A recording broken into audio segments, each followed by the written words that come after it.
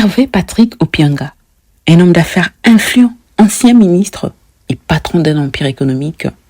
Depuis sa fuite présumée fin 2024, cet homme est recherché par la justice gabonaise.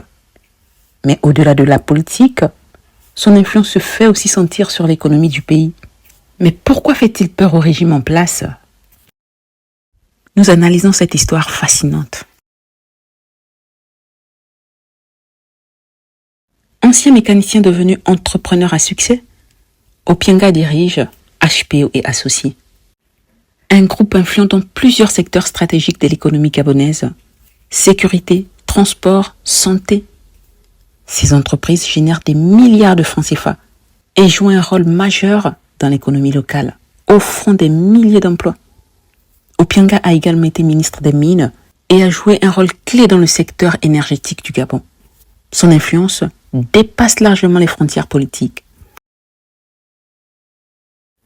Fin 2024, Opianga se rebelle contre la nouvelle constitution proposée par Oligui Nguema.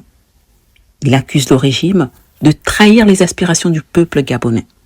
Mais il y a aussi un enjeu économique derrière ces critiques. L'un de ces secteurs majeurs d'influence était l'industrie minière et pétrolière.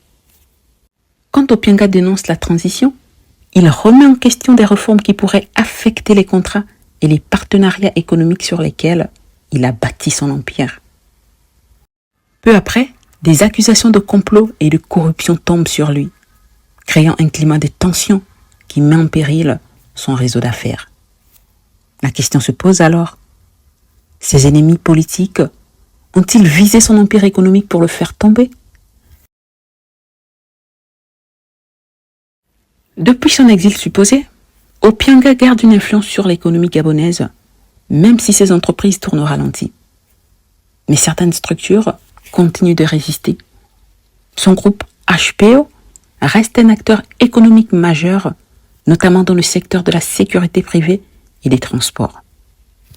Malgré tout, le climat politique instable a des répercussions directes sur l'économie. Avec des tensions politiques, l'investissement étranger se fait plus rare et la croissance ralentit. Opianga reste politiquement actif à distance, mais aussi économique, influençant les débats sur la gestion des ressources du Gabon. Certains analystes pensent qu'Opianga pourrait revenir en force, peut-être même préparer un coup d'État. Sa forte présence dans les secteurs économiques clés du Gabon, comme les mines et le pétrole, pourrait être un atout majeur s'il parvient à rallier assez de soutien. Les relations qu'il entretient avec des figures proches d'Ali Bongo renforcent cette spéculation. Pourrait-il revenir comme une force de changement politique et économique? Opianga se dit trahi par le président Oligui Nguema, qu'il considère comme manipulateur. Mais au-delà de la politique, il y a des enjeux économiques considérables. Comment la gestion des ressources naturelles et des entreprises pourrait être affectée par cette crise politique? Sous l'arbre à palabres, un sage avait dit: l'ami d'hier devient l'ennemi d'aujourd'hui, quand la soif de pouvoir fait oublier les liens du cœur.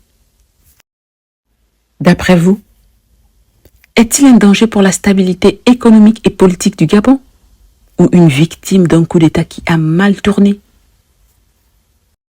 Dites-nous ce que vous en pensez en commentaire. Objectif Réalité continue. Pensez à vous abonner. On se retrouve tantôt.